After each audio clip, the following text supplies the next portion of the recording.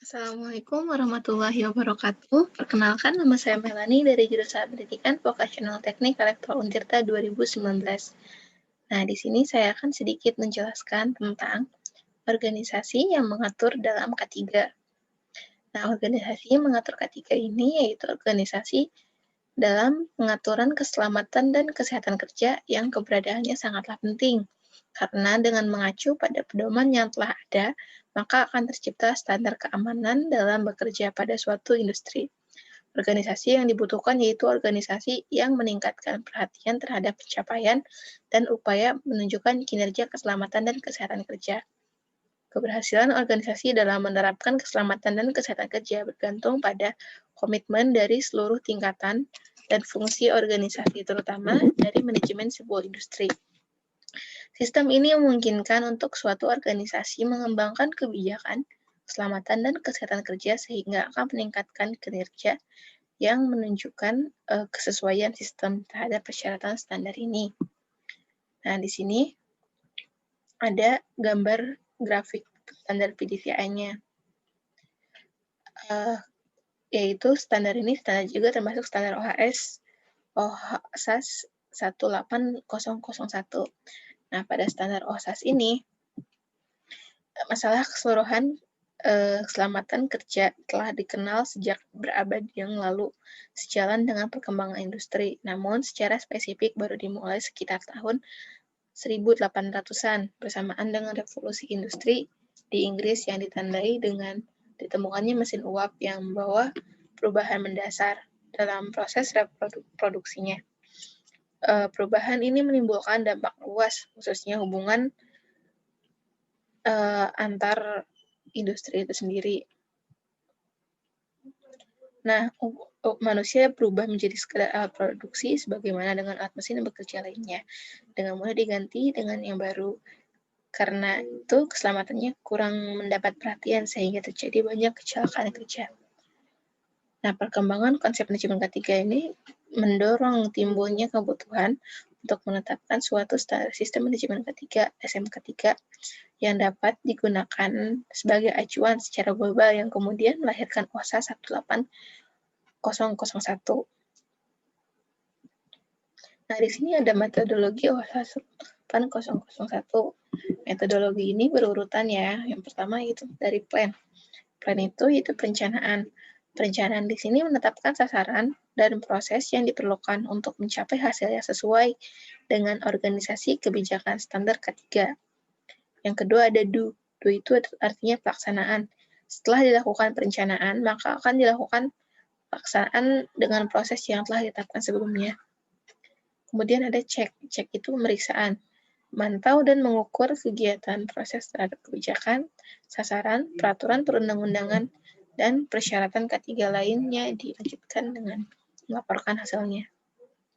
Kemudian ada action ya. Di sini action yang arti tindakan, yaitu mengambil tindakan untuk perbaikan K3 secara berkelanjutan. Organisasi secara umum mengelola kegiatannya melalui penerapan sistem proses dan interaksinya yang dikenal dengan istilah pendekatan proses seperti pada ICO 9001. Selanjutnya yaitu ada syarat OHSAS. Nah, syarat OHSAS di sini juga terbagi-bagi lagi. Ada policy dan OHNS, ada planning, ada implementation and operation, kemudian ada lagi checking and corrective action, lalu management review. Di sini ONHS polisi ini disahkan oleh top manajemen yang akan menyatakan secara jelas keseluruhan objektif dan komitmen keselamatan dan kesehatan untuk penyempurnaan kinerja, keselamatan dan kesehatan. Kedua yaitu planning atau perencanaan. Nah, pada saat OHSAS ini harus ada perencanaan untuk menyusun implementasi ke depannya. Implementasi dan operasi lalu akan dilanjutkan dengan pengecekan dan juga koreksi. Kemudian ada manajemen review-nya. Nah, di sini ada ONH polisi. Nah, yang ini persyaratan yang dijanjikan oleh perusahaan kan tadi udah ada ONHS polisi ya. Nah, di sini ada penyempurnaannya yaitu yang pertama ada yang namanya sesuai sifat dan skala risiko OHNS perusahaan. Yang kedua yaitu mencakup komitmen untuk continual improvement. Yang ketiga yaitu mencakup komitmen untuk memenuhi persyaratan OHNS yang berlaku. Kemudian ada persyaratan lain yang ditetapkan atau dijanjikan oleh perusahaan. Yang keempat yaitu didokumentasi, diterapkan, dan dipelihara. Yang kelima yaitu ada keseluruhan karyawan dikomunikasikan dengan maksud membuat karyawan sadar tentang OHNS mereka. Kemudian perencanaan. Perencanaan ini merupakan klausul kunci dari OHSA 18001. Ini mencakup proses perencanaan di mana arah pengendalian dan penyempurnaan diidentifikasi. Output dari proses perencanaan sebagai input langsung ke dalam klausul penerapan dan operasinya. Umpan balik dari pengukuran kinerja dan hasil audit akan digunakan sebagai input perencanaan. Di sini ada perencanaan, identifikasi bahaya, pengujian risiko, dan pengendalian risiko.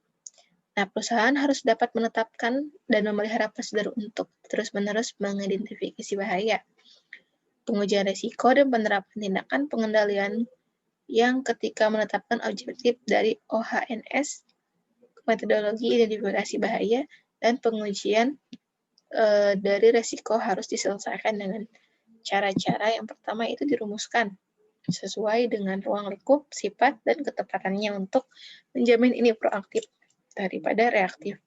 Kemudian yang kedua memberikan klarifikasi atau klasifikasi dan identifikasinya, risiko yang akan dieliminasi atau dikendalikan dengan objektif dan program. Yang ketiga konsisten dengan pengalaman operasi dan kemampuan tindakan pengendalian yang dipakai. Yang keempat memberikan masukan dalam menentukan persyaratan fasilitas, identifikasi kebutuhan training, atau pengembangan pengendalian operasionalnya. Yang kelima, memberikan pemantauan tindakan yang perlu untuk menjamin keefektifan, ketepatan waktu pencapaian penerapannya itu. Selanjutnya ada penerapan dan operasi struktur dan tanggung jawab. Nah, di sini perusahaan harus dapat menetapkan dan memelihara prosedur untuk mengidentifikasi dan menguji persyaratan legal dan persyaratan OHNS lain yang terkait. Informasi ini harus dijamin up to date. Nah, informasi yang juga relevan tentang persyaratan legal harus dikomunikasikan ke karyawan dan pihak-pihak terkait. Nah, untuk peran dan tanggung jawab personal wewenangnya itu verifikasi aktivitas yang punya efek pada risiko OHNS, aktivitas perusahaan, fasilitas, dan proses harus menentukan didokumentasi dan dikomunikasikan dengan maksud untuk memudahkan manajemen OHNS. Tanggung jawab terakhir. OHNS terletak pada top management. Nah, di sini ada penerapan operasi, konsultasi, dan komunikasi. Untuk penerapan ini, perusahaan harus menetapkan dan memelihara prosedur untuk mengendalikan semua dokumen dan data yang diperlukan oleh spesifik OHSAS. Nah, ini untuk menjamin yang pertama yaitu dokumen dan data dapat ditemukan atau tersedia. Yang kedua, secara berkala ditinjau, direvisi jika perlu, dan disahkan kecukupannya oleh yang berwenang. Nah, yang ketiga yaitu versi terbaru dokumen dan data sesuai semua di lokasi, di mana operasi penting dari fungsi sistem OHNS dan dilaksanakan. Yang keempat, dokumen dan data kadaluarsa ditarik dari seluruh lokasi atau dicegah terhadap salah satu penggunaan. Yang kelima yaitu arsip dokumen data disimpan untuk tujuan legal atau preservasi.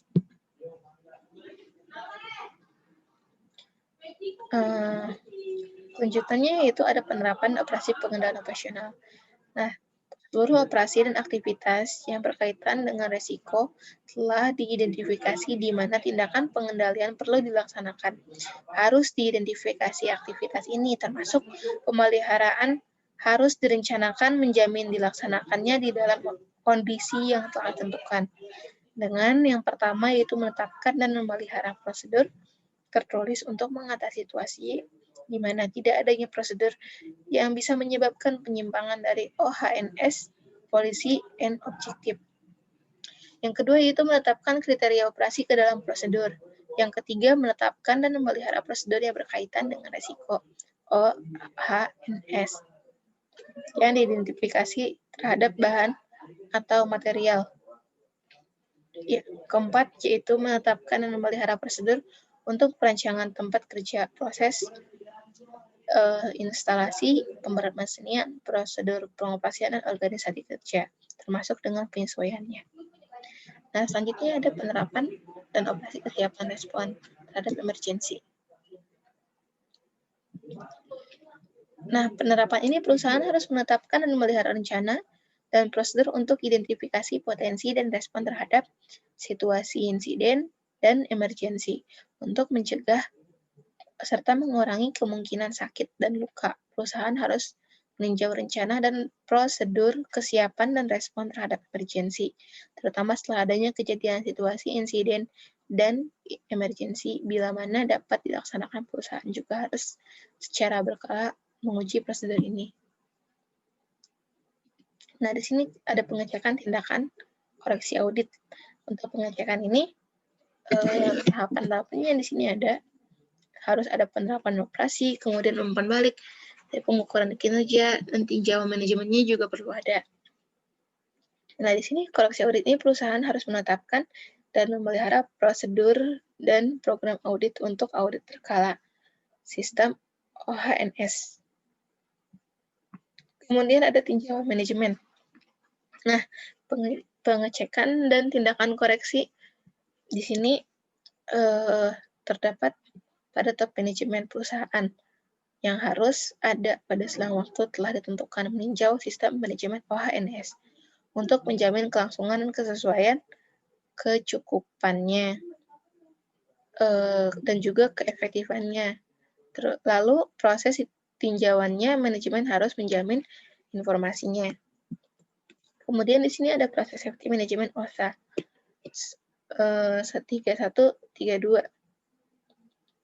Untuk ini proses keselamatannya itu manajemen terhadap bahan diterbitkan dalam daftar federal. Proses manajemen keselamatan terhadap bahan kimia ini adalah persyaratan untuk pengelolaan bahaya yang terkait dengan proses menggunakan bahan kimia yang sangat bahaya untuk membantu menjamin tempat kerja yang sehat.